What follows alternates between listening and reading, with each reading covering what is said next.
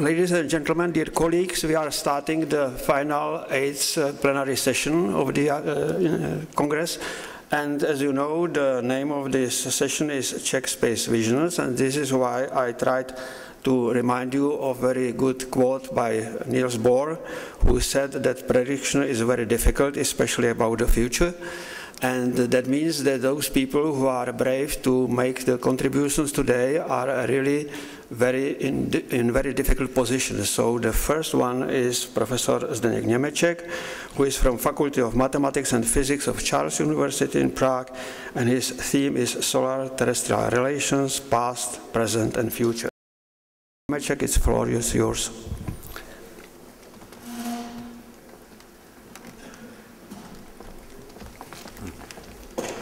Ladies and gentlemen, dear colleagues, as the chairman said, it's very difficult to make some predictions because we are trying to do science, and in science everything is possible, but nobody knows when.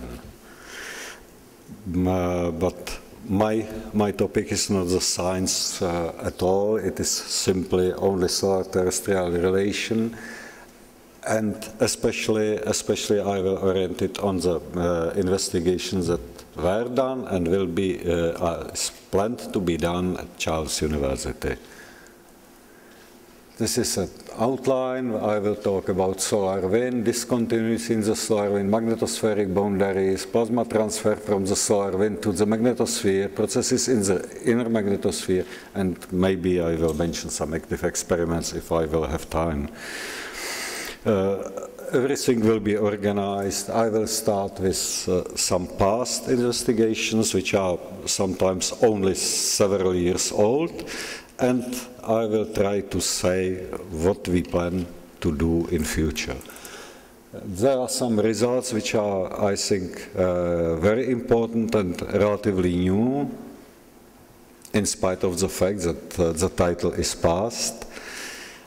Because what we will be able, based on measurement in the solar wind, we were able to say what is the probability of the prediction that if you have some observation far from the Earth, say L1 point, that you will be able to predict this condition, how this condition will evolve towards the Earth and what actually will hit the Earth.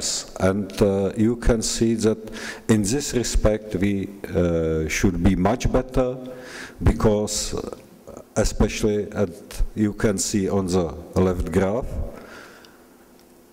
here, our ability to predict, for example, in this particle case, is sign of BZ component of interplanetary magnetic field, and only sign is something like 60%, and 50% is simply random choice. That means we should do much better in this respect, because it has a big impact on the transport of the solar wind momentum and energy into our magnetosphere. This is something new in the solar wind. This is a study of the solar wind far away from the Earth, the correlation lengths and the correlation of fluctuation, study of fluctuation in the heliosheath, in this particular case using the Voyager data. But probably it will have no continuation, this particle investigation, because probably there will be no other spacecraft in near future coming into the heliosheath. Another very interesting results, which is related to my first, is as you can see, the evolution of the solar wind. In this particular case, it's the solar wind speed just in front of the Earth's bow shock. And what we found, it is expected, because it's the bow shock which should divide the supersonic solar wind from the subsonic flow in the magnetosheath. It is supposed that there is no evolution evolution until the bow shock. But we found that there is a significant decrease, as you at the bottom panel you can see, significant decrease of the solar wind speed, statistically significant in front of the bow shock. Our future in the solar wind investigations, we hope that in next year there will be a Russian mission Spectre R, and in this mission for this mission we prepared the new device for monitoring of the solar wind, for determining the solar wind speed, density, and temperature with 10 times better time resolution that was up to now, something like 30 Hz. And we are involved in Bepi Colombo mission, and we plan to investigate the solar wind on the whole path from Earth to the Mercury. Our investigation of bow shock, because everything which will hit from the sun, which will hit the Earth, should pass the bow shock. And for this reason, it's very, very important to know where the bow shock is, how it responds to different agents. And for this reason, we developed a very successful model of the bow shock. But this model is still not so good, and we suppose to continue in future using data from new spacecraft, in particular, for example, Themis, which is now in operation, or Cluster, and things like that. This is mistake. As bow shock model's future, we are preparing the new bow shock models. We found a new approach how to do it, how to determine the bow shock, and we hope that it will appear very soon. The same situation is with magnetopoles. We were successful with determination of the shape of the magnetopoles, in improvement of these times existing models and so. And now we found a new effect which determines the location of the magnetopoles, which is interplanetary magnetic field cone angle. It's on the left-hand side. It's clear that the magnetopole's distance from the Earth is clearly influenced by this cone angle, which is on the horizontal axis, and the location of the magnetopoles is on the vertical axis. The best fit shows that there is a clear influence. We include this influence into the model, and we found that there is another. It is usually expected that the magnetopoles respond to the solar wind dynamic pressure as with the exponent y/1/6, but we found that it's not exactly true. And it's the same situation as the bow shock models. We suppose that we will continue in this respect. And what in the inner magnetosphere, we participate in several active experiments in space, because originally the people doing space research at Charles University are coming from the plasma community, and they did the laboratory research in the past, and active experiments are simply the experiments in space. It's like laboratory. For this reason, if we like it, and this particular example is discovery of the artificial induced precipitation of energetic electrons from radiation belts. And we plan to use this knowledge in investigation of relatively new effect, because things like sprites and blue jets and so, which are on this artist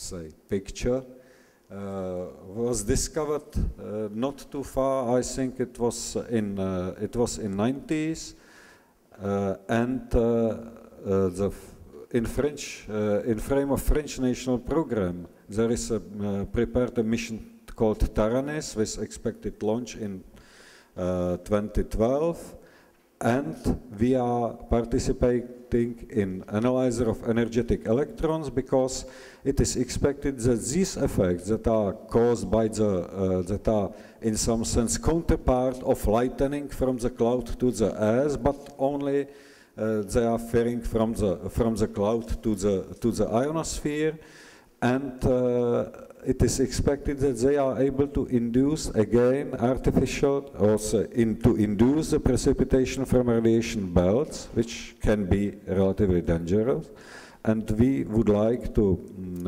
use our experience in this. I think that it will be all. I will finish on this.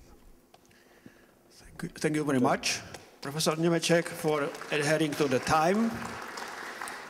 We will have the general discussion after all contributions. So now the next speaker is Dr. Pavel Trávníček from the Astronomical Institute, Institute of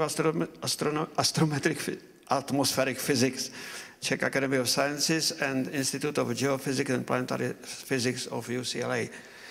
His theme is exploration of the solar system using in situ observations compared to numerical experiments. The floor is yours. Okay, I will speak about importance of numerical modeling I mean alongside with explorations which we do in situ. Normally, when experiments are launched to the space, we acquire some data, and we need some sort of detailed studies how those data can be explained and interpreted, and this is about which I will be primarily talking. Here you can see members of our current team. There were in the past also some people which participated on all project. And there are also two companies, representatives of Czech industry, which work with us on all those explorations. These first two slides will be devoted to some history of our group, which was founded in 1996. Even one cannot imagine these days. At that time in our lab was no internet, computers were not able to perform simulations in parallel fashion, and what we started to build, you can see it here on this photograph. This is a prototype of our first parallel supercomputer. So we took 8 PC computers, each of them with 2 processors, and we assembled this first parallel machine in our laboratory sometimes by 1998, and we have used this facility for first simulations. Our focus of our group was in 2 directions. First, of course, we needed to develop some instruments which we want to use for exploration of space in situ, which means deep in space. And the second main direction was this kind of tool as parallel computers when we could interpret those data. If you have such a computer, you can numerically design, like in a real laboratory, the situation which you observe in the data, and you can repeat that experiment again in the supercomputer, and this can help you to understand the phenomena which were observed by the spacecraft. Later on, when Czech Republic was approaching European Space Agency, we were involved in big European mission, Cluster 2, which consists of 4 spacecraft which are still partially operational. And within this project, we developed our program of parallel supercomputing. Simultaneously, we were involved in Demeter mission, which was French spacecraft, which goal was to study plasma responses on low orbit to earthquakes on the Earth. And we were participating in one experiment about which I will be talking later. And this knowledge from this project helped us to design first full Czech experiment on ESA spacecraft Proba 2, which consists from 2 Langmuir probes. You can see those probes here at the tips of the solar panel on the Proba 2 spacecraft, which was launched last year, and now it's successfully operating on orbit. Here on this slide you can see the history. First, Czech Republic was involved in the PRODEX. Then there was sort of PEX program, and at the moment Czech is of course full member of the European Space Agency. Here you can see how our parallel facility was evolving during years. So first we started with this prototype, then we designed the better machine, and currently we have a computer which allows us to perform numerical studies which are competitive on the world scale, and as you will see later, it allows us to be involved in many missions with international participations, and our partners are now European Space Agency, American NASA, and also we have collaboration with Japanese Space Agency. Here you can see an example how numerical results from numerical experiments can be compared to data which were acquired on orbit. Here you can see schematics of the interaction of the solar wind with the planet. Planet is here, solar wind is coming from this side, and here you can see formation of bow shock. Here, so-called magnetopause, and similar sketch could be drawn, for example, for Earth magnetosphere or Mercury's magnetosphere. And here you can see composition of the so-called magnetosheath plasma, as it has been measured by cluster spacecrafts. And here you can see the similar composition reassembled in a numerical simulation. In this case, we can repeat those simulations again until we understand fully the phenomena which is ongoing in the space. On this slide you can see, or this slide is devoted to our experiment on Demeter spacecraft. You can see the sensor here. This is spherical Langmuir probe. Oh, sorry. Spherical Langmuir probe, cylindrical Langmuir probe, and here is a block with electronics, which we developed in cooperation with the Czech Space Research Center at Brno. And Zdeněk Kozáček from this company will be talking later today in this session. Here you can see the experiment during tests, and on this panel you can see some measurements of electron density and proton density along the orbit. And here plasma temperature, and those entities can be obtained by interpretation of the data acquired by our instrument. The spacecraft was launched in 2004, Demeter spacecraft, and the experiment is operating successfully till today. The follow-up was an experiment which was fully designed in Czech Republic, so it was even supervised from Czech Republic. You can see here the experiment during the assembly in Belgium, Company Verard, 2 sensors still covered by protective covers. Here you can see our experiment during tests in Estec, in Nordwijk. Here you can see the spacecraft again with accommodation of our experiments. And the spacecraft was successfully launched last year on November the 2nd, and then we went through phase when we have to make sure that the experiment is successfully operational. And now the experiment is collecting data, and you can see some examples from this experiment here on this panel. Again, similarly as the previous one, it measures electron and proton density along the orbit, and also plasma temperature. We are also involved on the other front of our investigations in the mission of Bepi Colombo and Messenger, which are both devoted to the exploration of Mercury. Messenger is currently approaching Mercury and will start orbiting Mercury within half a year.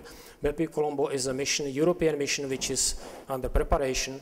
And here you can see some results from our simulations of the interaction of small planet with this magnetosphere. And again, you can see formation of bow shock and the magnetosheath.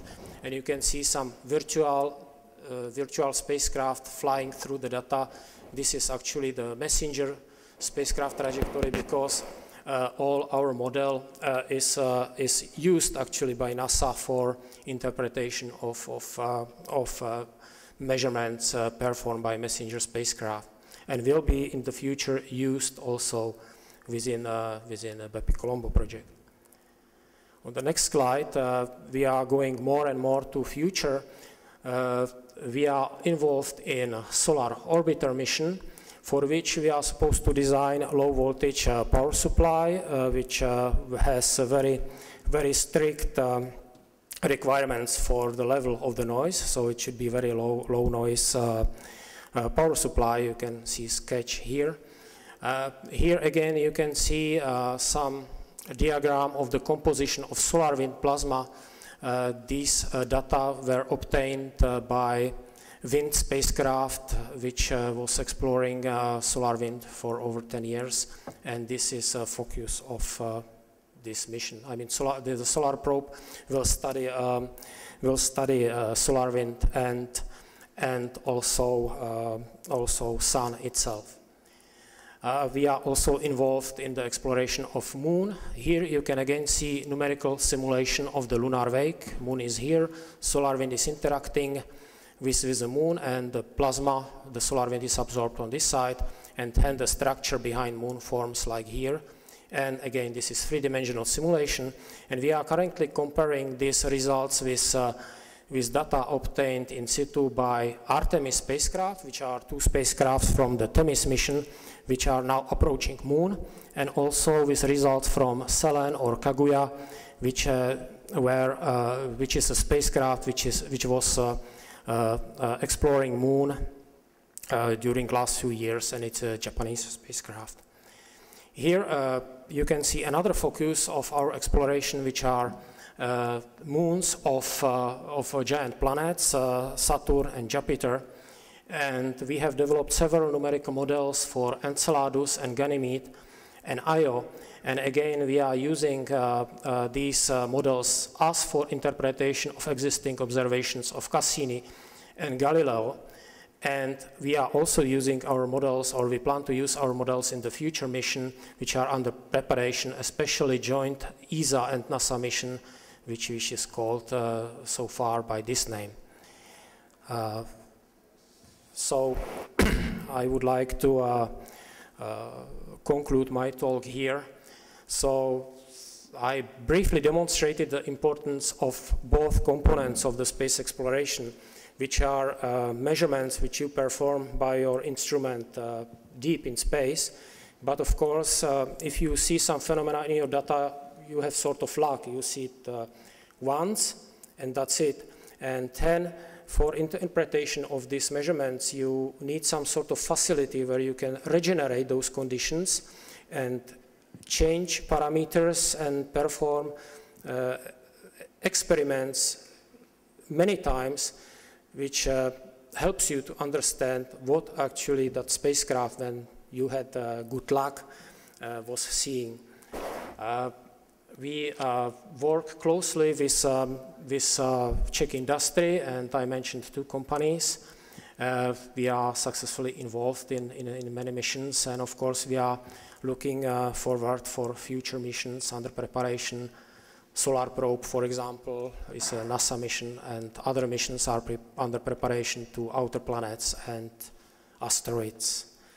So, thank you. Thank you, Dr. Němeček, Dr. Travníček. And I think the talk was most interesting and the vision is good. So the next one is Dr. František Fárník from the Astronomical Institute of the Czech Academy of Sciences in Ondřejov, who speaks about the theme Czech participation in the ESA science program until 2020. Good afternoon, ladies and gentlemen. The topic of the today's program is Czech cosmic vision. It means the Czech participation in the cosmic vision period, which in ESA language means the period between 2015 and 2025. Therefore, I have no time to return back in history, but I would like to briefly describe the possibilities and the vision of Czech scientists for participation in very prestigious projects in the future. Our participation in those scientific big projects of ESA became fully possible in November 2008, when Czech Republic became the 18th ESA member state.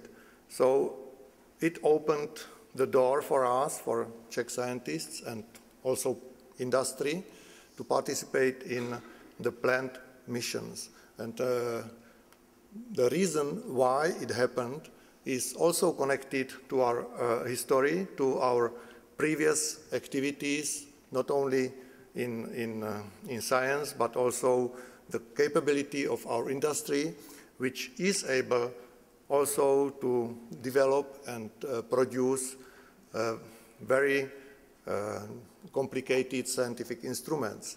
So our participation in ESA projects became already somewhat earlier. In 2004, a special plan for cooperating states was signed by the Czech Republic, and Czech scientists already participated since that time on many ESA projects, which were already in orbit, and we started participation on data analysis. Only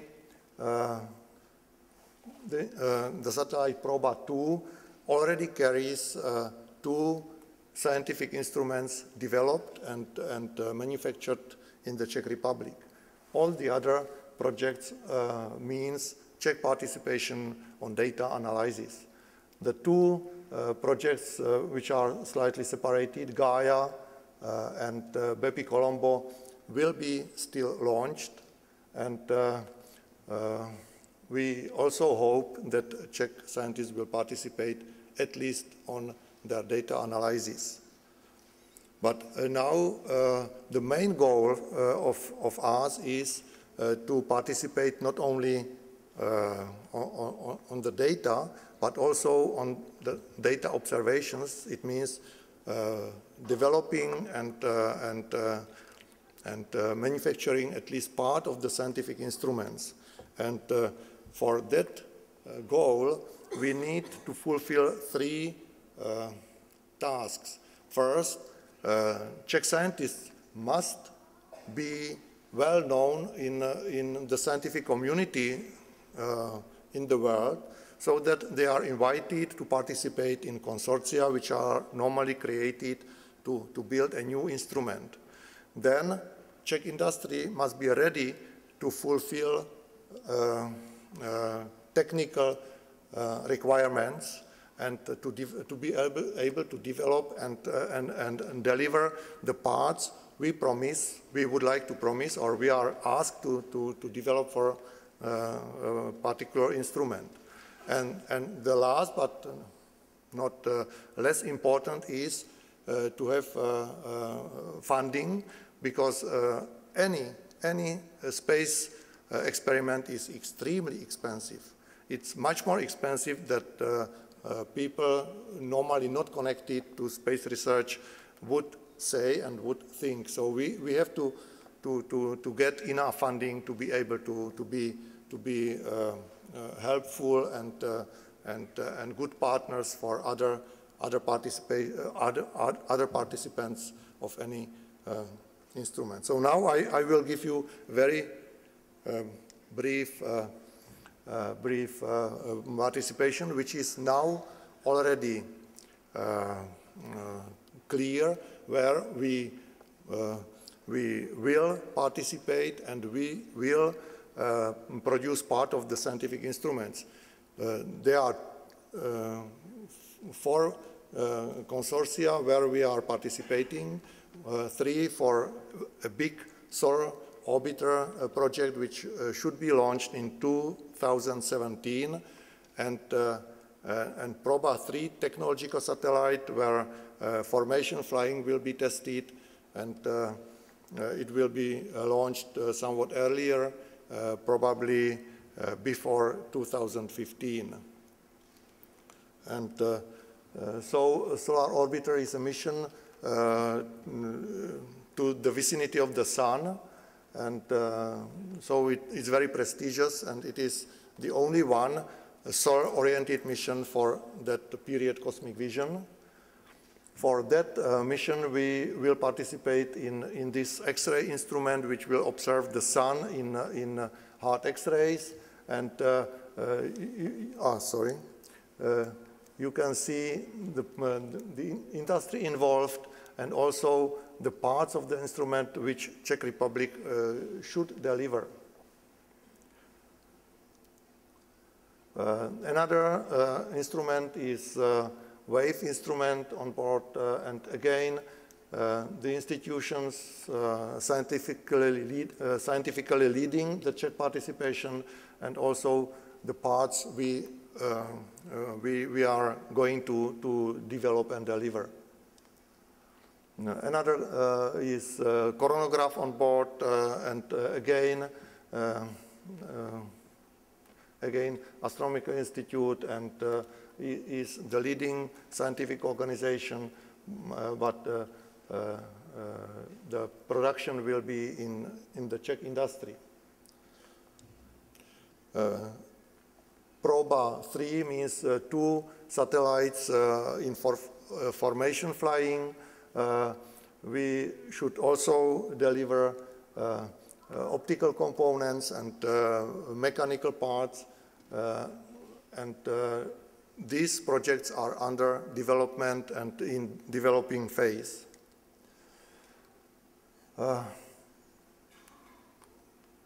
It is not easy to become a respected participants of any of those prestigious projects, and what we miss at the moment is more teams involved in more scientific fields, not only in geophysics or solar physics, where the tradition is much longer, and it requires also some modification of university studies and university program. And we hope that in the future we will be able to build more teams and will be really good partners in projects prepared for the future. Okay, thank you. Thank you, Dr. Farník, for your very shining vision about the future, I think. And it is because the sun is very shining. So the next speaker is Petr Bareš, Dr. Petr Bareš from the Czech Space Alliance in Prague, and his talk is about Czech industry in ESA programs.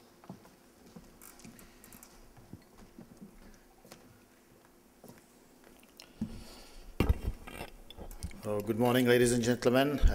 We've heard a lot about very interesting science projects, and now I'd like to tell you something about the other side of the coin. In order that the scientists can carry out these very interesting studies, they also need industry, which develops the innovative technologies to make this all technically possible. So we are both in the same boat. We need each other, and we hope that we're going to cooperate in the future more than has been so far. But before I talk about that, I would like to make a personal comment. I hope that Mr. Grigar will not hold it against me. I'm talking about him, but I feel very privileged and pleased to be on his panel because. Apart from being a renowned scientist, which you all know, he is a person of great integrity. And why? Quite a few years ago, I was nearly thrown out of high school because of him. The reason was quite humorous now, but those days it was not. I was running a high school notice board about astronomy. And one day I put up an article by U.C. Grigar about some, I don't remember if it was about black holes or anything, some scientific discussion. And I was called by our director, school director, who was very angry and shouting that this is a political provocation and I will be thrown out of school. And I was very confused why astronomy should be political, but he quickly explained it. In that article, it said that an American scientist disproved some scientific theory of a Russian scientist. And of course, I should have known that, as the director told me, that American scientists are only there to develop nuclear bombs to destroy our socialist paradise, and the Soviet scientists work for our well-being of the whole mankind. And therefore, we cannot make such statements. So there I was, about to be thrown out of school, so I wrote to Mr. Grigar saying, no, how come you can publish this and I'm being thrown out of school for it? And it was just a cry into space because I really didn't think anything would happen. But to my surprise, Mr. Grigar immediately got up and started defending me. Which doesn't seem like a big deal to most of you, but in those days it was a very dangerous thing, because if you defended somebody that did something politically wrong, and this was minor to you, but not in those days in our country, then you are threatened in your livelihood. You could be thrown out of school, your children couldn't go to university, you'd be thrown out of a job. So he did that, and he actually saved me. So I'm of course very grateful for him, even though he did get me into this trouble. But it was a good experience. And in fact, at that time he was already himself in trouble, which fortunately the Minister of Education didn't know. So they just went by his scientific authority and took his advice and let me finish my study. So thank you very much, Mr. Grigar, and I hope that we have a lot of very, very good scientists and engineers, but I hope we have more people with personal character like this. I gave you 1 minute for extra. I thought you were going to say that. Okay, so now a quick announcement, and there will be no time for the presentation. We have, I represent the Czech Space Alliance, which is an association of industry, and we have just joined IAF as full member. I'm very, very pleased about that for a number of reasons, and one is that Czech Republic has already been represented by Czech Space Office, who work for the Ministry of Education, so they represent very well many of the areas related to education, science, pure research, and so on. And now we have also representation of the Czech space industry, which is working with Ministry of Transport very closely, and which is looking at the more practical areas of working in space technologies. Very soon we'll have a space agency, so there will probably be an organization which will represent us all. So now, oh, I have a control here. Right, this is a very long presentation because I did it I had many, so I will be skipping through it. I think it's already been said that we've been in ESA since 2008, but before that we were in transition program which prepared, or was supposed to prepare Czech space industry for full membership in ESA. We were so successful that we were actually admitted before the transition program was planned to be finished. We have joined ESA not only by contributing the compulsory contribution, but by adding a large amount of extra money into a number of optional programs which allow us to participate in a number of specific areas like satellite navigation and launches. The Czech Space Alliance was founded originally on the model of export alliances of our Ministry of Industry to do common promotion and marketing abroad. But we quickly realized that actually we need the alliance more for internal purposes, to be able to talk to our stakeholders, to our ministries, and influence them to help us create conditions for the industry to operate. When we did that as individual companies, it was completely futile, but as we became joined into a larger group, we started getting the ear of our stakeholders.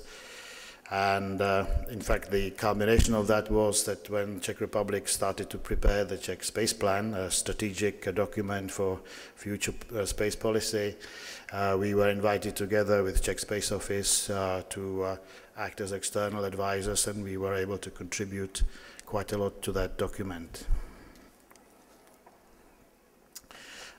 We are 15 companies, and we represent the large majority of the industry, which is shown, for instance, by the fact that we have got 80% or over 80% now of the Czech industry returns from ESA.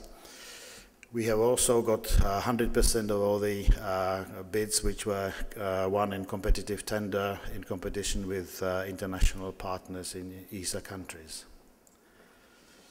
I've already discussed this.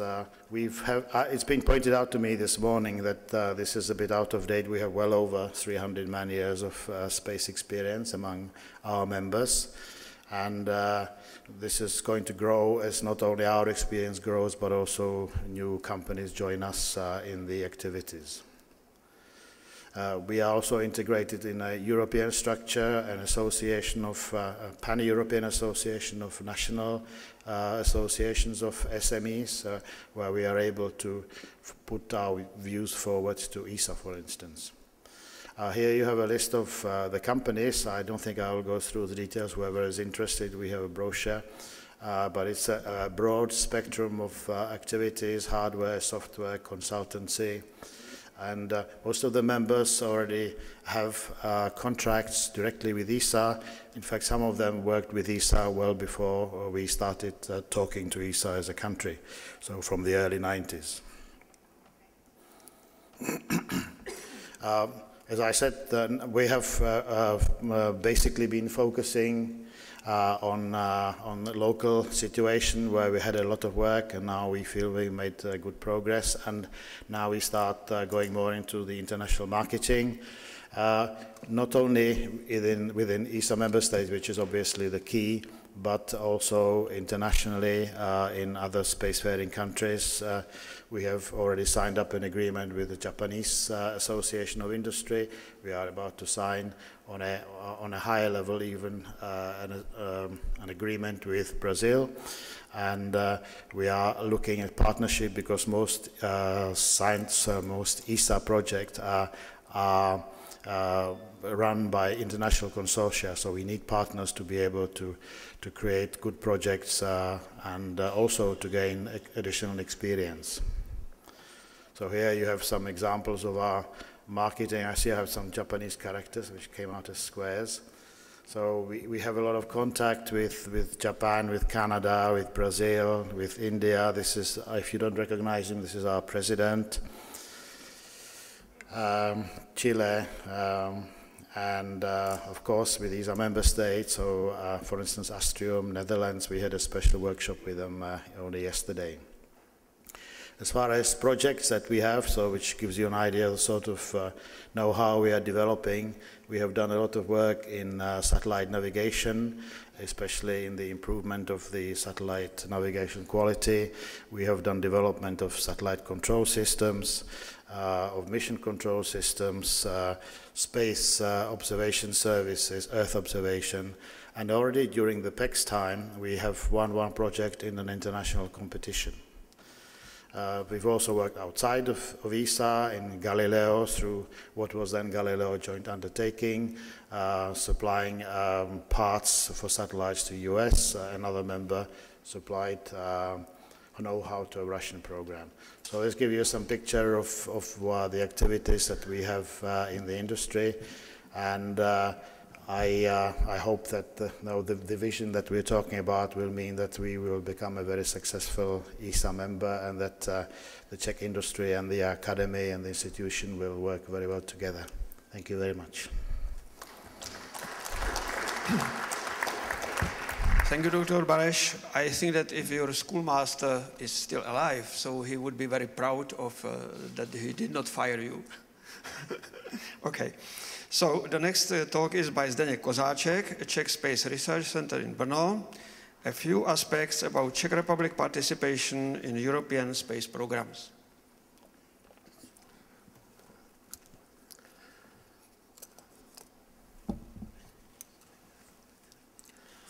Good afternoon, ladies and gentlemen. My name is Zdeněk Kozáček. I'm from CSRC company.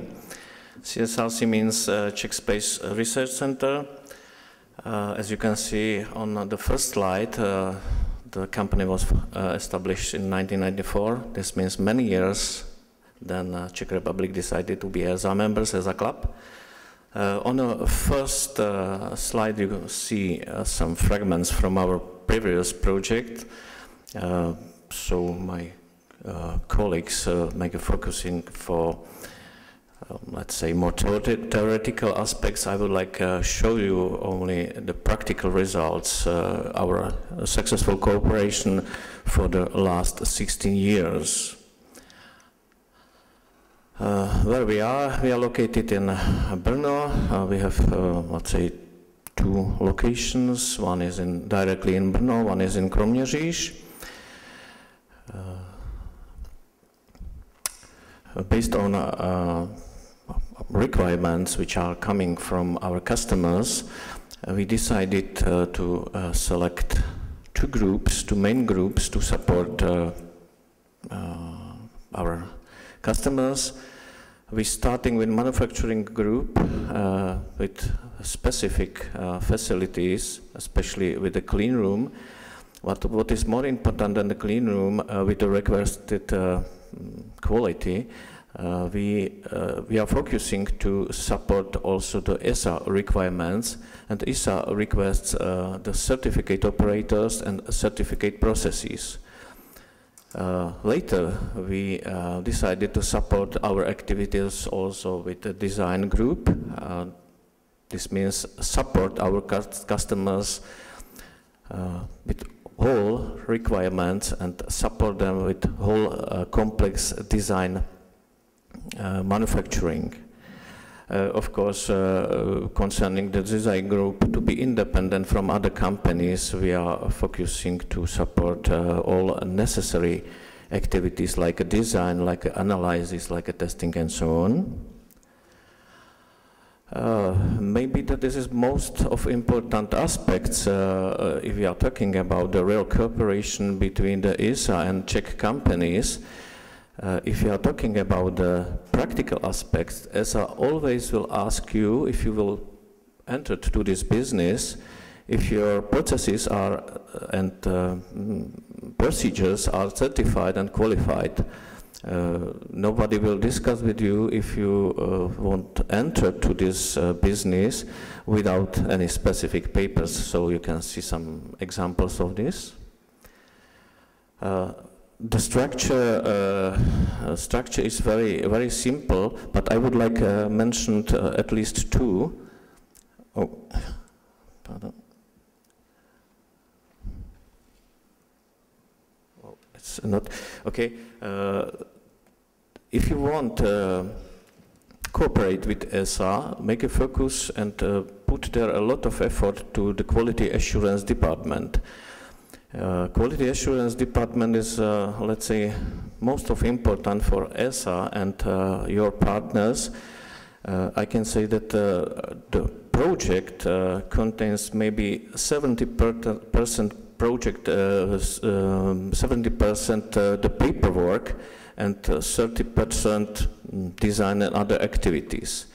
If we are talking about one of our branches, the research and development, the company is a spin-off university. Our grandfathers are coming from universities and coming from academic areas, so this is one of our important branches to integrate the company directly to university. What you can see on this slide are our previous project. Pavel Travnicek already mentioned some of them. First project was on integral satellite, smart one, Demeter, as you can see, and last common project is on Proba 2. If our colleagues talk about the scientific aspects, what you can see on this picture are the real output from this chain. Some example of our past project. I will not discuss it in very details, but if you want to enter to this business and support our scientists or other scientists, as I always will ask you to put there on the table some heritage, some previous project, and it looks always good if you have something behind you, then you want to enter to this business. It is true that we have established 16 years ago, so we have some heritage and some experiences. This is one of the advantage. Of course, currently running project, it was already mentioned, we are trying to enter to normal business with one of, let's say, good project is a Meteosat third generation, so this is, let's say, project to shift or move the company to a little bit higher level than our scientific satellite. This is MTG is an operational satellite that is quite different requirements for quality and product assurance. One of very important scientific program are ELT. This is a part of atomic lock assembly in space. This is very, very important and excellent ESA project currently running. I would like just only to mention the swarm and so on. Tararins was already mentioned. Okay, we have some vision, some strategy, how do this. Maybe that I see that I have small time.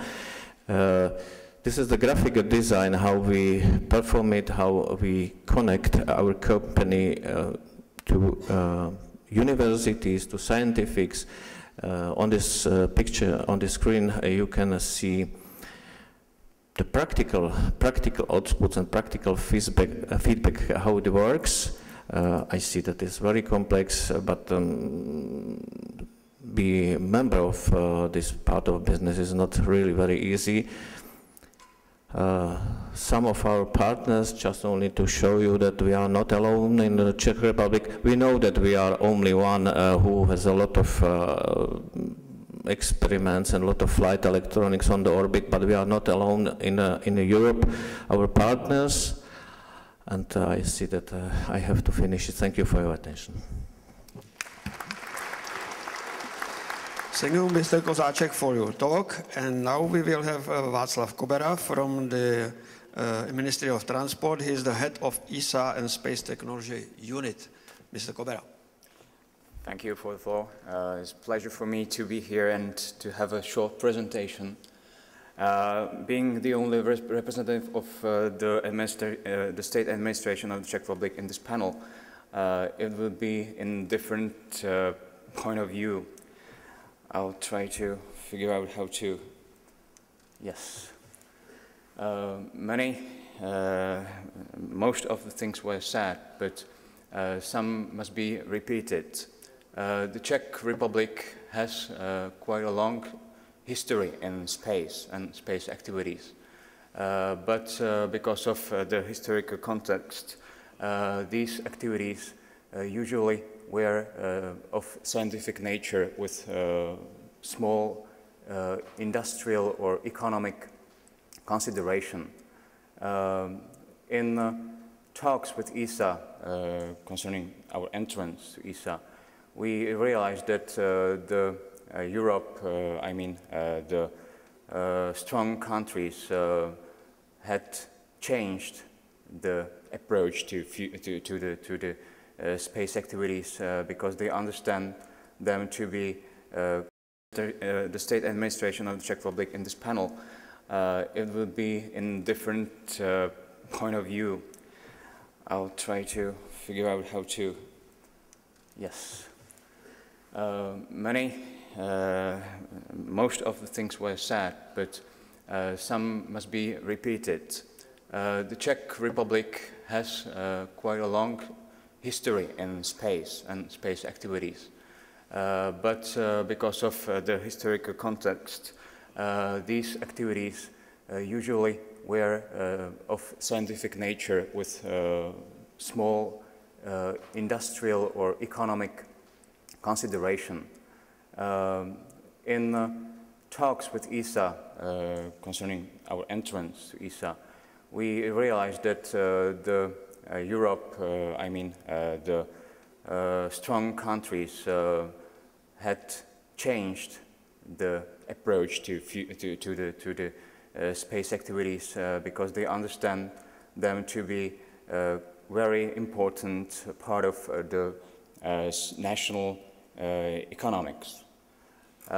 We consider the science to be a very important basis and mostly or sometimes the goal of these activities, but we have to concentrate on economics and the potential of the space activities in this context. That's why the Czech Republic has approved, or the government of the Czech Republic has approved the first national space plan. The national space plan was created and responsible of the Ministry of Transport in close cooperation with other stakeholders, especially the Ministry of Education, the Ministry of Industry and Trade, but in close cooperation with other entities. Some of these gentlemen were deeply involved in the preparation. Now we are working at the Ministry of Transport on the implementation plan of the National Space Plan. This plan should be prepared to the approval of the government by the end of this year. I just give you a short overview what the National Space Plan is.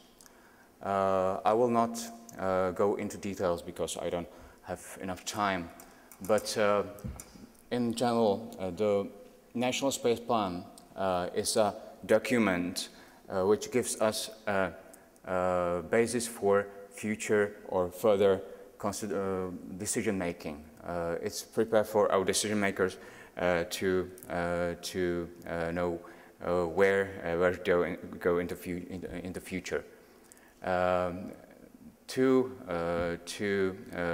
main goals are described in the slide.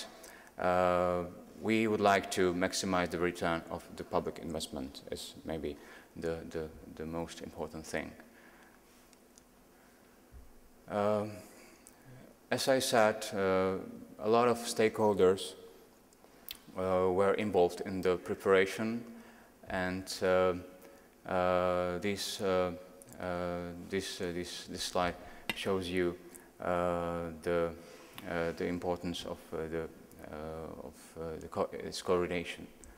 The Czech Republic doesn't have a national space agency yet, but we hope that in the future there will be established one.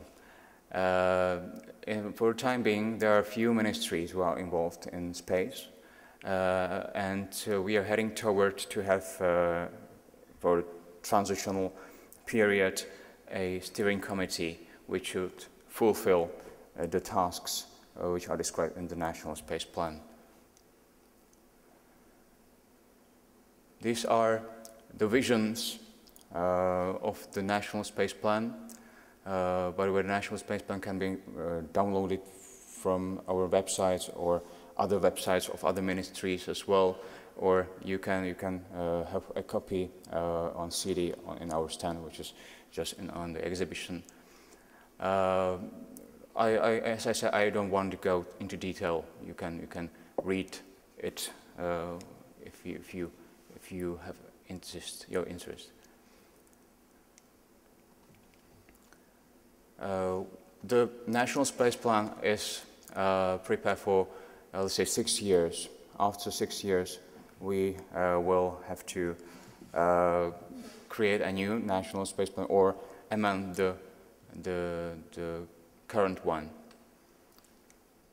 in the programs of ESA. This is a short overview of our implementation plan. It's of course from the point of view of the governmental body, because what we can do, we can coordinate, but we should ensure the awareness, information, education, training, and motivation. It's a closed cycle, as you can see. We have to coordinate the policy to establish the basis in the legal point of view, in the national and international environment, and to do our best in enhancing the Czech national entities and cooperation between them. And let's close my presentation. If you have some questions, I'll be happy to answer them. Thank you. Thank you, Mr. Kobera, for giving us the account about the future of the Czech space research. And now we have the last contribution by the chair of the Czech Space Office in Prague, Assistant Professor Jan Kolář.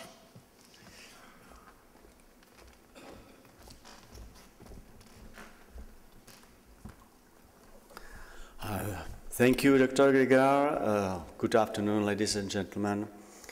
I have a much easier task than I thought, because everything substantial about Czech space activities has been said by previous speakers. So what I just want to do is to share with you several remarks about the Czech space activities. As you have heard, Czech Republic has a quite wide historical heritage in space.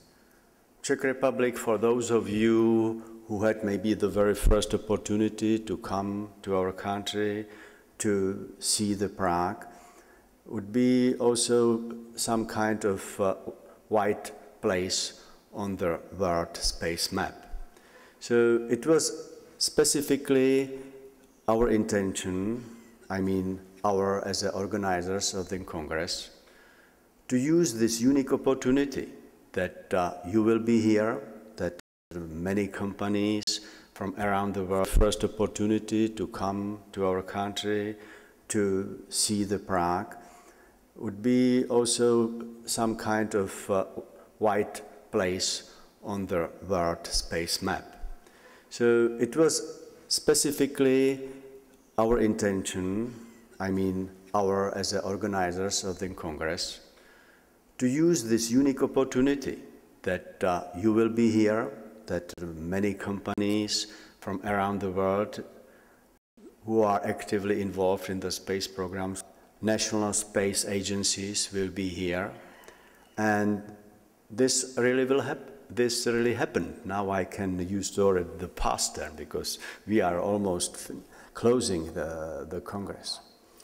And this particular plenary event was planned, as is still devoted, to share with you in a little bit concise way what is available at the moment in Czech Republic and what are also the capabilities and possibilities for future cooperation. As we very well know, all of us, the space is by definition endeavor. So we are here, we in the Czech Republic, Czech academia, Czech industry, Czech infrastructure, ready and even willing to cooperate with you from other countries, from other continents. It's no question that the main task for Czech and also very good opportunity for Czech institutions, organizations involved in space is cooperation inside Europe and inside European Space Agency. This is quite nature. We are in Europe, so who else could be our best partner than our neighbors? And we were really very fortunate that based on our previous activities in space, based on our cooperation already from last 15 years with European Space Agency, we could become an 18th full member of European Space Agency. It really is a very important step for us because it opened the door for cooperation in Europe. And of course, the potential of Europe in space is multiplied in vis-a-vis the national capabilities, and specifically the national capabilities of such country as the Czech Republic is. But what happens if you are a member of such club as the European Space Agency is? It means that you can be rather easily, at least from the administrative point of view, the member of much larger space missions endeavors, which would be quite impossible or very difficult for you if you would not be there.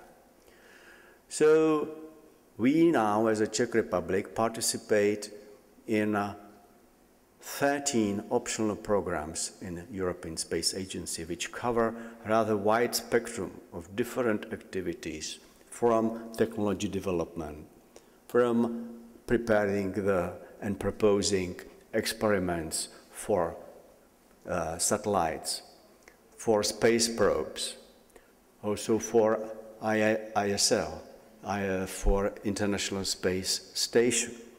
And this is growing. It's really growing because if we compare the numbers where the Czech Republic was, let's say, 3 years ago, comparing what we are now, it's really incredible. We had in the years 2004-2008, which was a period of time when Czech Republic was preparing to enter the ESA. And thanks again to ESA, European Space Agency, we have a time to develop, to train through the so-called Plan for European Cooperating States, which already there was quite important. We have 28 projects of a total budget roughly about 8-9 million euros for all of them. Today, in year 2010, this is our second full calendar year of the Czech Republic in European Space Agency. The total financial contributions is about 11 million euro. per year. So just if we will measure it in financial terms, which of course is not the full picture, but still it's indication what is a trend. That the trend is definitely positive, increasing in the term that the more projects and more opportunities are offered to Czech organizations, to Czech companies, and so on. So I think that of course, it was impossible to give you the 100% overview of everything what is available in the Czech Republic. But at least you were presented by people from science, people from industry, at least some, and you could get some, at least glimpse what is available here. I hope that you already had time during the Congress, spend some time on 2 stands where the Czech companies and academia were represented. And if you, and I hope that you will find some possibility, and also from our side, Czech side, possibility to cooperate in future on any kind of activities, that you will find the right place and you will be able to communicate and develop these relationships. The overview of what is available and what are the intentions of the Czech companies and academia to do in space it was not able to be full. There are just several examples which were mentioned very briefly. This is, I think, the development of the microaccelerometer, which is going to be at the moment one of our largest experiments for flying, experiment, which hopefully will be launched next year. Then, again, quite interesting experiment using laser rays to transport very precise time signal from the International Space Station as a part of the new generation of atomic clocks. And then is still one thing which, on one part, which is worthwhile to mention.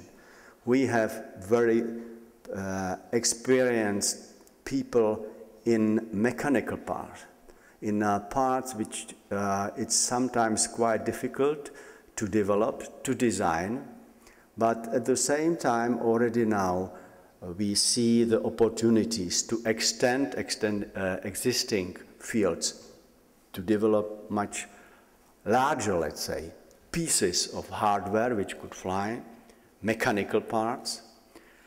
We would like also to extend our activities to what is called life sciences.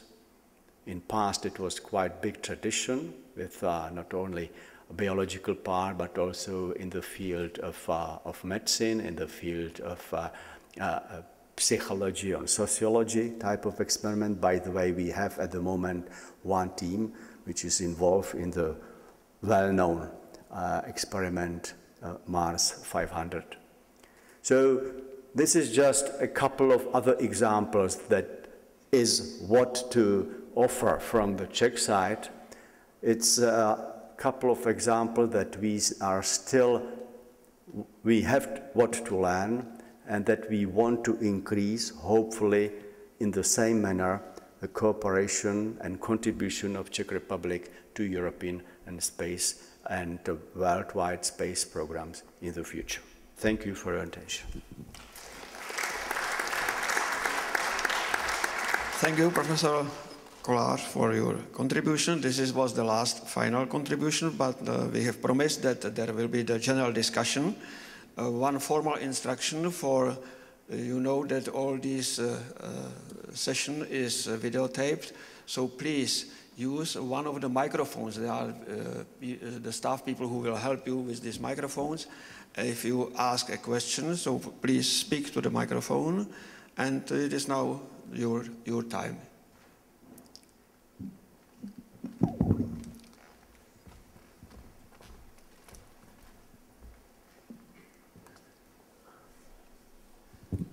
Good afternoon, Giuseppe Revati, European Space Agency. I would like To add maybe one potential new project to what has been mentioned here, I think one of the speakers, Professor Nemec, mentioned the participation in the atmospheric interaction with the Taranis project, which is done with CNES.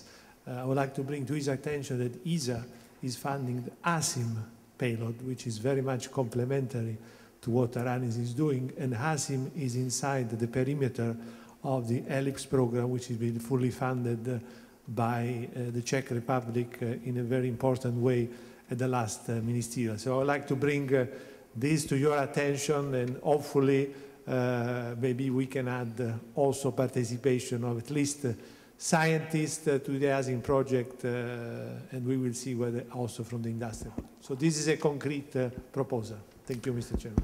Professor Němeček? Yes, I am not able to handle this. It's okay. We know about this, about the ASIM on board of International Space Station, and even we are involved party in this. I only didn't mention because there's a lot of activities, and I took only several. Next question, remark.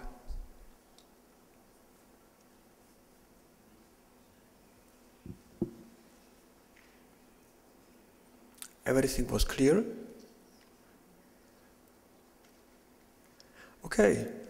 If there are no questions, I wish to thank first to the speakers, because I know that they all have very heavy workload, and they all agreed upon my request to prepare their contributions, and I believe that the audience saw that the contributions were very concise and give you some idea about what is going on in the future in Czech Republic in space research.